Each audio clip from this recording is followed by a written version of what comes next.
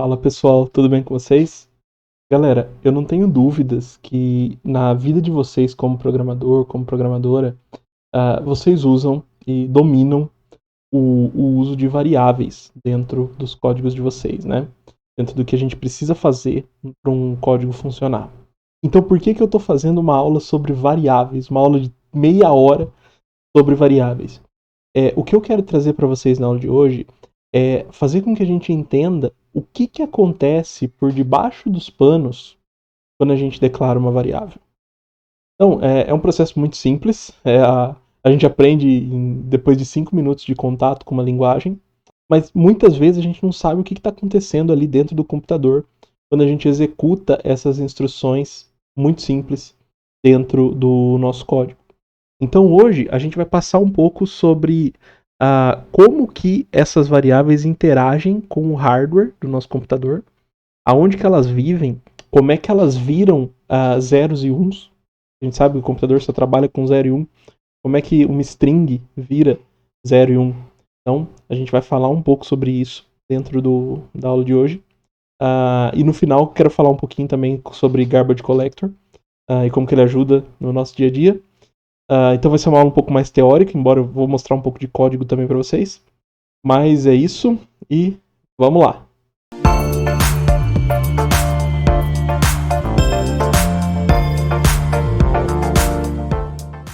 Bom, pessoal, então na aula de hoje a gente vai falar um pouco sobre o que realmente são as variáveis, né? Como é que elas interagem com o hardware do nosso computador. O que a gente está criando no computador quando a gente cria novas variáveis dentro do nosso código, beleza?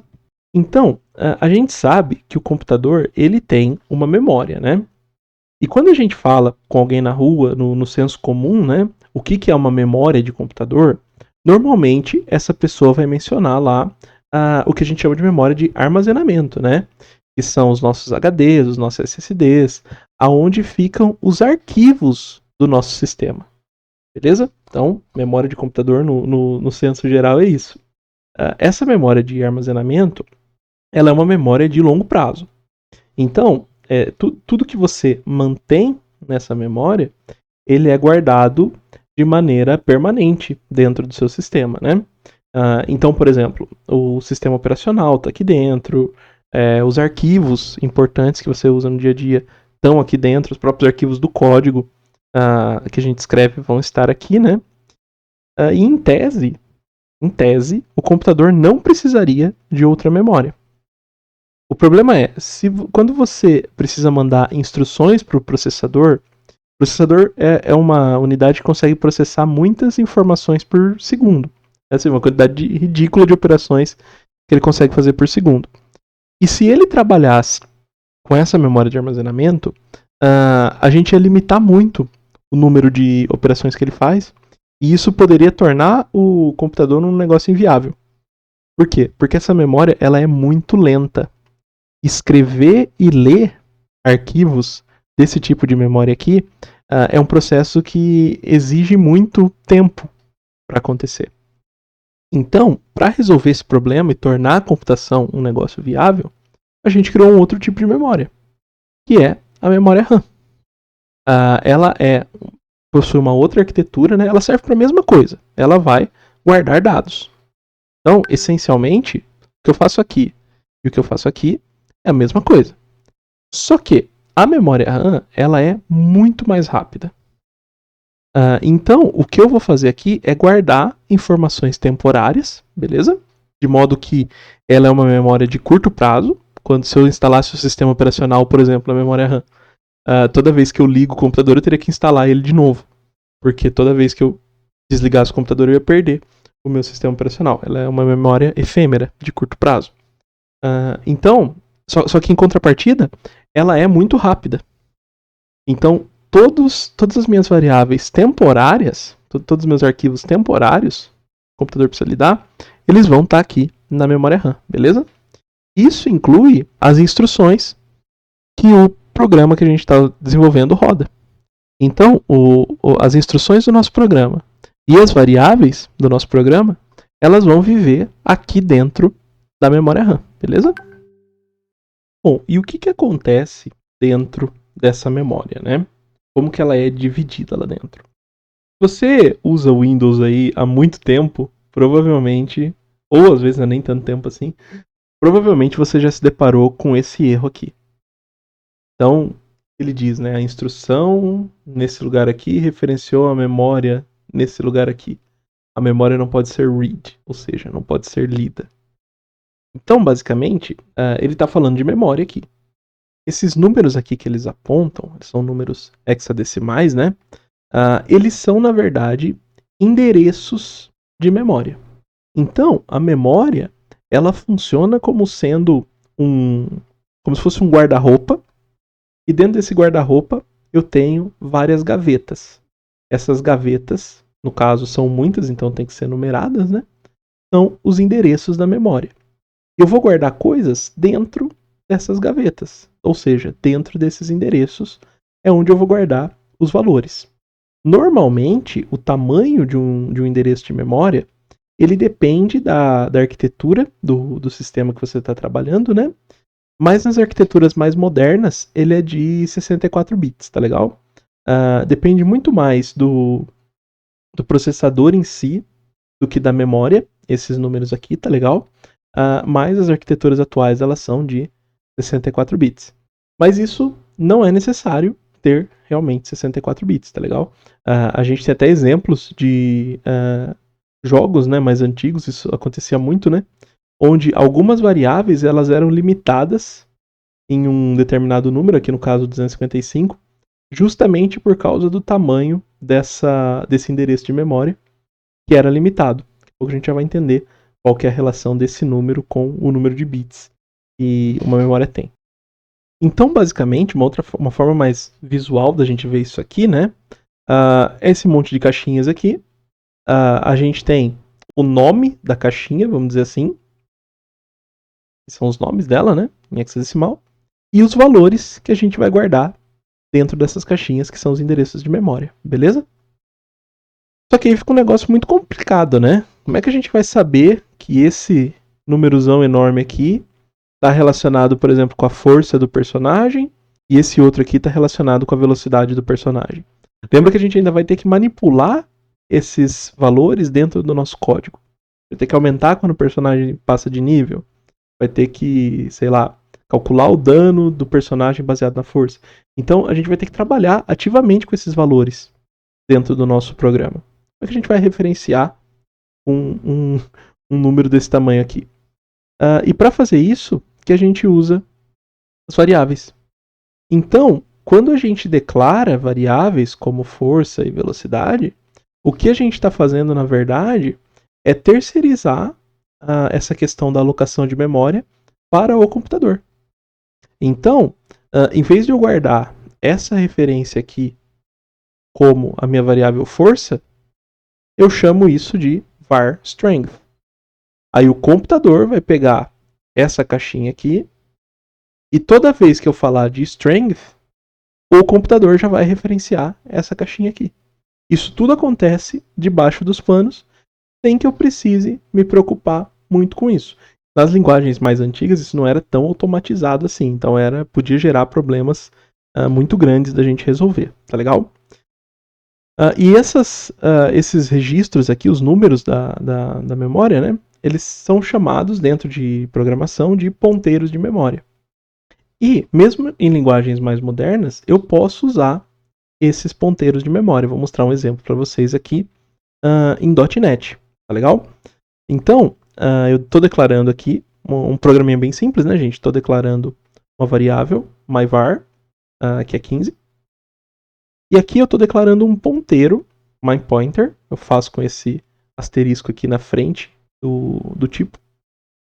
E isso quer dizer que ele é um ponteiro para um tipo int. Então, ele está apontando para uma caixinha e dentro dessa caixinha eu vou colocar um valor inteiro. E aí eu passo o myVar aqui. Com o detalhe que ele tem que ter esse comercial aqui, porque o myPointer ele não é um int. Então, se eu não usar esse comercial, ele vai dar erro de conversão de tipo. Ele vai dizer que está tentando atribuir uma variável em um ponteiro. E eles não são a mesma coisa. Bom? E aí depois o que eu quero que ele faça é que ele imprima o pointer, o ponteiro. Legal? Aqui você tem que fazer o cast para int, porque o ponteiro ele não tem um método toString que a gente possa usar aqui, beleza? Vocês já veem umas coisas estranhas aqui nesse método, né? Primeiro que eu tenho um erro aqui, e segundo que ele está marcado com esse modificador unsafe, beleza? E as duas coisas estão associadas, tá? Na verdade, por ele ter por ele trabalhar com ponteiros, e o .NET já faz toda a referência para ponteiros de maneira abstraída, como eu estou fazendo aqui uma atribuição manual de ponteiro, ele fala, olha, isso não é seguro, o código pode dar problema. Então é por isso que o meu main aqui está vermelhinho. Para poder rodar esse tipo de projeto, eu tenho que ir lá no meu CSProd e colocar esse allow unsafe blocks aqui e setar isso aqui para true para poder trabalhar com ponteiros, beleza? E esse erro aqui, ele está falando basicamente que o código unsafe só pode ser executado com esse allow unsafe blocks aqui, beleza? Mas mais importante disso tudo é quando eu executo esse código, olha o que acontece. A cada execução diferente, ele vai me retornar uma referência de memória diferente. Então vocês percebem que ele não retorna aqui o 15. Ele retorna o número da caixinha aonde o 15 está guardado, convertido para inteiro, beleza? E por que ele muda de um projeto para o outro? Porque o meu programa não é a única coisa que está usando memória dentro do meu computador. Eu tenho diversas coisas, tudo que está rodando no meu computador está consumindo um pouquinho de memória. Quando o meu executável vai rodar, ele vai pegar uma parte da memória que esteja disponível. E cada hora ele vai cair em um lugar diferente dessa memória. Por isso que ele me dá números diferentes aqui como retorno, beleza? E nenhum é o 15, como vocês podem perceber, tá legal? E aí outra coisa importante para a gente pensar é, a gente tem então um endereço de memória, beleza? E eu guardei o valor 200 aqui dentro, porque a nossa variável velocidade aqui, 200. Guardei aqui, beleza. Vocês viram como que isso acontece. Agora, a memória RAM, ela é um componente eletrônico. Então, tudo que ela conhece é 0 quando não tem corrente e 1 quando tem corrente.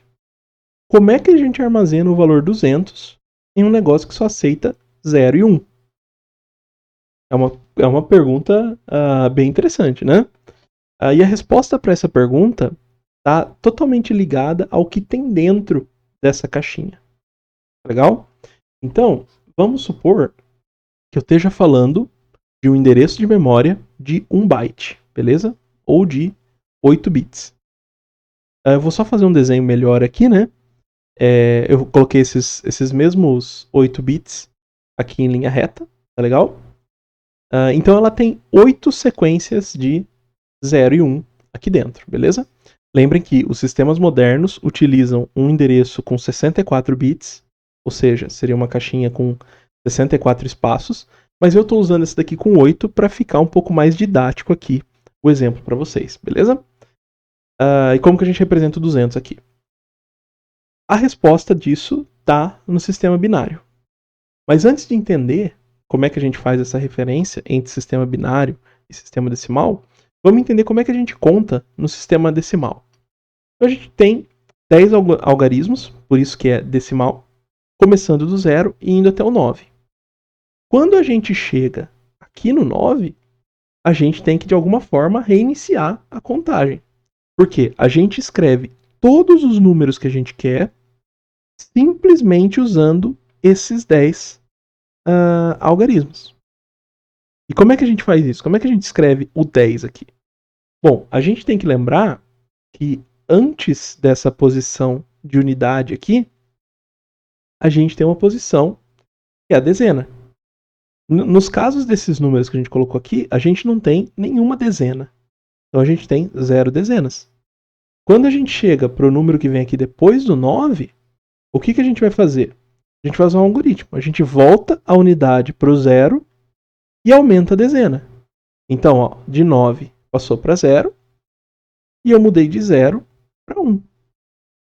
E aí eu começo aumentando a unidade de novo. Quando eu chegar no 19 aqui, de 9 eu vou passar para 0 e de 1 eu vou passar para 2. Então é assim que a gente conta. A gente mexe primeiro na unidade, depois na dezena, depois na centena e assim por diante. No sistema binário, a gente faz uma coisa parecida. Ó. A gente tem 0 e 1. Mas antes nessa unidade aqui, que eu não chamo de dezena, tá? Porque não é 10. Mas nessa segunda unidade aqui, eu tinha um 0. Quando eu quiser contar além do 1, o que eu faço? Eu uso esse mesmo algoritmo aqui. Eu volto a unidade para 0, voltei a unidade para 0 e aumentei a dezena. Era 0, passou a 1. Então, depois do 0, 1, vem o 1, 0. Depois do 1, 0, vem o 1, 1. Aí eu tenho que lembrar que tem uma outra casa aqui. Beleza? Se eu quiser aumentar de novo, o que eu faço? Volto a unidade dezena para o 0 e aumento a centena. Então, depois do 011, vem o 100. E assim eu vou aumentando o meu sistema binário. Beleza? No fim do dia, o que eu tenho então? Eu tenho uma correlação do meu número binário, composto só de 0 e 1, com o meu número decimal, composto por algoritmos de 0 a 9. Então, o 1 em binário, por exemplo, é o 7 no nosso sistema decimal. Então, a gente usa um sistema muito parecido, baseado só em 0 e 1, beleza? E aí, como é que eu faço para saber, por exemplo, quanto que esse número aqui, 11001000, representa em binário? Representa, na verdade, em decimal, né? Que ele está em binário, eu quero saber quanto que ele representa para decimal. Então, eu tenho que pegar quanto que cada uma dessas posições significa. Então, a primeira posição significa a minha unidade, 2 elevado a 0, é 1. A segunda posição seria referente à minha dezena, né? Mas a dezena é porque tem 10 e seria 10 elevado a 1. Mas como o sistema é binário, aqui é só 2 elevado a 1. A terceira unidade da centena, no sistema decimal, né? Representaria centena porque é 100, que é 10 elevado a 2. Mas como o sistema é binário, aqui é 2 elevado a 2. E assim por diante. A terceira unidade. A quarta unidade, 2 elevado a 3. A quinta unidade, 2 a quarta. Depois 2 a quinta, 2 a sexta. Até a oitava unidade, que é 2 a sétima. Então, eu preciso simplesmente pegar o número que está aqui e multiplicar pelo 2 na potência correta.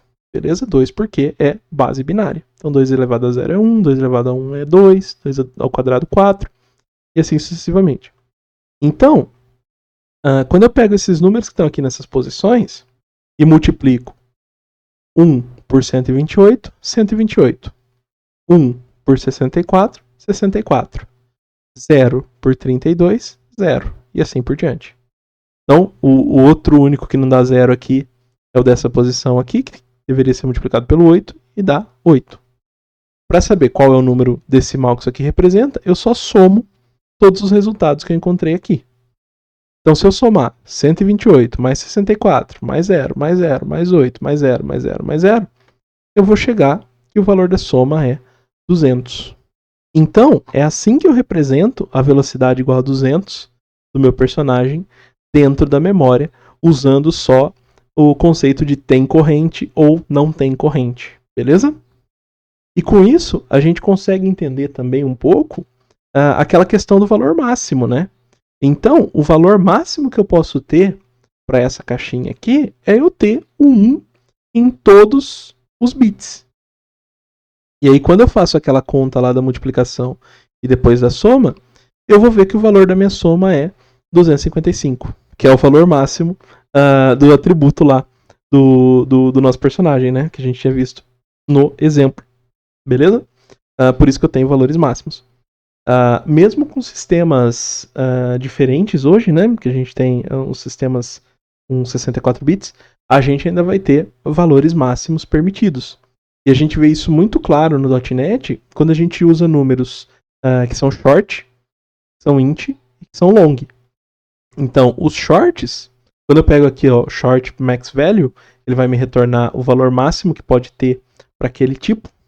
Mesma coisa para o max value do int e do long. E eu escrevo isso aqui tudo, ó. Eu vejo que no short, o valor máximo que eu posso ter é 32.767. Por quê? Porque ele é um inteiro de 16 bits. Ele usa 8 caixinhas dessa daqui. O int, ele já é um inteiro de 32 bits. Já tem um valor muito maior, que é 2 bilhões e alguma coisa aqui. O long, que usa 64 bits, já é um valor que eu não consigo nem mencionar aqui, né? Não consigo nem dizer quão grande é esse número aqui, tá legal? Porque ele já usa mais casas aqui, né? Mais bits para representar o seu valor, tá legal? Então eu posso armazenar sequências diferentes aqui, sequências mais longas, beleza? E aí, claro, se a gente tenta atribuir a um valor short um número maior do que ele pode ter, ó, por exemplo, o 40.000 aqui, que é maior que 32.767, eu já vou tomar aqui de cara um erro de casting. Esse número aqui, ele é um int, né? E ele não pode ser convertido para short. Você vê que quando eu atribuo ele aqui para o int, não tem problema nenhum, mas para o short não dá, porque eu não consigo representar o número 40.000 com 16 bits, né? Eu preciso de mais bits para representar 40.000. Então, intuitivamente, a gente pode pensar, poxa, mas se o long consegue carregar números maiores, vamos usar tudo como long, beleza? E a verdade é que depende. Vamos lembrar que a memória ela é um recurso limitado dentro do seu computador. Então, por mais que hoje a gente trabalhe com sistemas que têm muita memória RAM, por exemplo, 8 GB de memória RAM, vamos lembrar que isso daqui são 8 bilhões de bytes. Vamos ver quantos endereços de long a gente pode ter aqui dentro. Então, se eu pegar 8 bilhões de bytes e dividir por 8 bytes é o tamanho de um long, né? Ele tem 64 bits. Cada bit tem 8 bytes. Ao contrário, cada byte tem 8 bits. Então eu vou ter 8 bytes aqui no meu denominador. E eu vejo que eu posso armazenar 1 bilhão de longs em uma memória de 8 GB. Beleza? Mais do que isso, eu não consigo armazenar simplesmente por falta de espaço. Legal? Agora, se eu fosse armazenar um valor short, eu poderia armazenar 4 bilhões de shorts em 8 GB. Então poderia aumentar 4 vezes o meu armazenamento se eu usasse shorts ao invés de longs. É claro que depende muito do seu contexto. Mesmo 1 bilhão de longs é um número bem grande para a gente armazenar, né? Então não é grande problema para os computadores modernos. Mas é sempre legal a gente usar o mínimo de memória que a gente precisar para rodar um programa. Porque vamos lembrar que esses 8 GB que a gente tem num Paint não é só o nosso programa que vai estar rodando nele. Você tem sistema operacional, você tem outras coisas que estão pegando memória daqui também. A memória de um computador ela é compartilhada, beleza? Então, vamos sempre usar aí com consciência, beleza, galera? E se acontecer de eu encher a memória, o que eu tenho é o famoso erro de estouro de pilha, né? Stack Overflow, que hoje não é tão comum assim, né? Em questão de estouro de memória, mas que foi tão importante na história da programação que criou até o site do fórum do Stack Overflow, né? Então, pra vocês terem uma ideia de quanto isso daqui é relevante. Bom, e quando eu armazeno um int usando base binária, é tudo muito lindo, né? É só fazer uma conversão ali, brincar com as potências do 2 e eu vou conseguir armazenar o número que eu quiser, basicamente. Agora, e para armazenar strings e outros tipos? Como é que a gente faz? Eu não consigo transformar uma letra em número. E a pergunta é, será que eu não consigo mesmo? Embora eu não tenha uma operação matemática que transforme letra em número, o que eu posso fazer é um mapeamento que transforme uma letra em número. Um exemplo disso é a tabela ASCII. Então, essa tabela surgiu como uma primeira tentativa, né, de representar letras com números. Não só letras, mas como caracteres, né? E aí, todos os caracteres que você pode usar, eles vão ter um número associado a eles. E a tabela ASCII ela vai até 127, né? Então a gente precisaria de, em tese, 7 bits para armazenar todos os caracteres aqui da tabela ASCII, beleza? De modo que, se eu quiser armazenar o A, por exemplo, o que eu faço é armazenar na memória esse número aqui.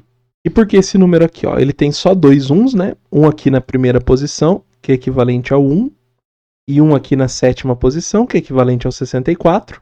Então, quando eu somo 64 mais 1, dá 65, e é o número associado ao A maiúsculo.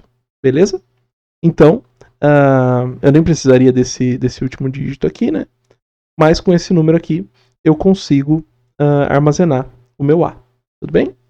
Então, para armazenar strings e outros tipos, o que eu vou fazer é um mapeamento como esse aqui da tabela ASCII. Beleza? Só que aqui surge o problema da tipagem, né? Se eu sei que eu estou trabalhando com um string ou um caractere, e eu quero a letra A, na minha memória eu armazenei esses tantos de 0 e 1 aqui, nessas posições. Certo? Agora, se eu estou trabalhando com um int e armazeno o número 65, eu armazenei o mesmo número binário na minha memória. Lembra que memória é corrente elétrica passando ou não. A corrente elétrica ela é igual se você está armazenando um string ou um int. Então, como que o computador sabe que é um string ou um int? E aí ele vai saber, porque eu posso fazer um outro mapeamento, um segundo mapeamento aqui, que vai representar o meu tipo. Então eu uso uma sequência de bits para representar o meu valor e uma segunda sequência de bits para representar o meu tipo. Então vamos supor que esse tipo 1001 aqui seja string. Então quando chegar esse dado completo no meu endereço de memória, eu vou saber que eu estou armazenando uma string e o valor dela é 01000001, que é a letra A. Beleza? Então eu tenho que fazer um mapeamento também dos tipos e armazenar esses tipos em memória junto com o valor. E aí como é que eu faço para arrays e collections? Se uma variável, aqui no caso um inteiro, né? Vamos pensar numa memória de 32 bits. Se uma variável inteira vai ocupar uma caixinha aqui dessa memória, se eu declaro um array com 5 inteiros, logicamente ele vai ocupar 5 caixinhas dentro da minha memória, beleza? Então, basicamente, o array e a collection, no caso, né, ela vai ocupar um espaço maior dentro da sua memória. Quando eu estou declarando um array, eu já sei exatamente quais são os níveis, quais são as caixinhas que eu vou ocupar quando o array é criado, beleza? Por isso que eu não consigo, por exemplo, aumentar o tamanho de um array sem criar um outro array. Legal? Eu não tenho um método, em outras palavras, eu não tenho um método add para o array, né? Enquanto para a lista, isso já é um pouco mais dinâmico e já é abstraído, pelo menos dentro do .NET, né? Já é abstraído para o próprio compilador fazer isso para a gente. E finalmente, eu quero falar um pouquinho do Garbage Collector, que ele é basicamente um gerenciador automático de memória. Então, vamos supor que eu tenha um programa muito grande que use múltiplas variáveis. Como eu disse, as memórias hoje, elas são... a gente tem muito espaço de memória para trabalhar, mas ela ainda é finita. Então é interessante eu ter alguma maneira de descartar objetos e variáveis que eu não estou usando mais dentro da minha memória. E uma maneira de fazer isso é usando o Garbage Collector. Ele está presente hoje na maioria das linguagens de programação moderna, como C#, Java, Go, Python, JavaScript, todas elas têm um Garbage Collector. E o Garbage Collector, na verdade, ele é responsável justamente por isso, por jogar fora os recursos que não estão sendo mais utilizados. Com isso, a gente previne aqueles dois erros, né? Aqueles erros de referência incorreta, né? Quando eu tento acessar uma propriedade, um endereço de memória e ele já não tem mais um valor lá dentro. E o erro de leak de memória que pode levar eventualmente a um Stack Overflow dentro do meu programa ou um programa que está consumindo muito a memória do meu sistema, tá legal? E aí, para mostrar isso aqui dentro de um exemplo, pensa que eu tenho esse programa aqui bem bobinho. Ele tem só 2 métodos, o doSomething e o doSomethingElse. E dentro desse doSomething, tudo que eu pego é pegar uma variável, atribuir uma string para ela e mostrar isso aqui na tela. Então, O programa passa aqui, ele entra dentro dessa função, coloca o Hello World, dentro de uma daquelas caixinhas. Na verdade, como o string ele é uma lista de caracteres, ele vai usar mais de uma caixinha, mas isso não vem ao caso. Ele vai usar alguns endereços de memória para armazenar esse Hello World e vai mostrar isso na tela. Aí beleza, terminou a execução do doSomething, eu volto o controle para o meu método main e ele vai chamar o doSomethingElse. Quando ele chama o doSomethingElse e eu entro dentro dessa função B, eu não vou mais usar essa variável A nunca mais. Então, meu garbage collector vai lá nos espaços de memória onde eu tinha a minha lista de caracteres e vai remover esses caracteres de lá. Então, como eu não vou mais usar os caracteres do A, ele simplesmente esquece essa variável em tempo de execução. Aí ele executa o B, faz o do something else aqui, escreve goodbye word, termina o método, ele já limpa isso aqui também. Beleza? É um pouco diferente desse caso aqui, aonde o meu doSomething, ele não escreve nada, ele só retorna o hello world. E aí eu salvo isso numa variável A. Quando eu entro na doSomethingElse, passando esse A como parâmetro para imprimir hello world na tela, enquanto eu estou dentro desse método, a minha variável A, ela ainda vive. Porque eu ainda estou usando ela como referência para esse parâmetro aqui, beleza? Então, nesse caso, o garbage collector só vai limpar a memória onde está salvo A depois que ele executar esse método do something else, beleza? Bom, pessoal, espero que vocês tenham gostado, então, da aula de hoje, entender como é que as variáveis funcionam. Espero que tenha ficado claro para vocês. Não é nenhuma mágica, é só uma questão de representação, né? E também convidar você a se inscrever aqui no nosso canal e compartilhar esse conteúdo com seus amigos programadores, se esse conteúdo te ajudou de alguma forma a melhorar dentro da sua carreira, dentro das suas práticas aí com programação, beleza? Então, um grande abraço e até nossa próxima aula.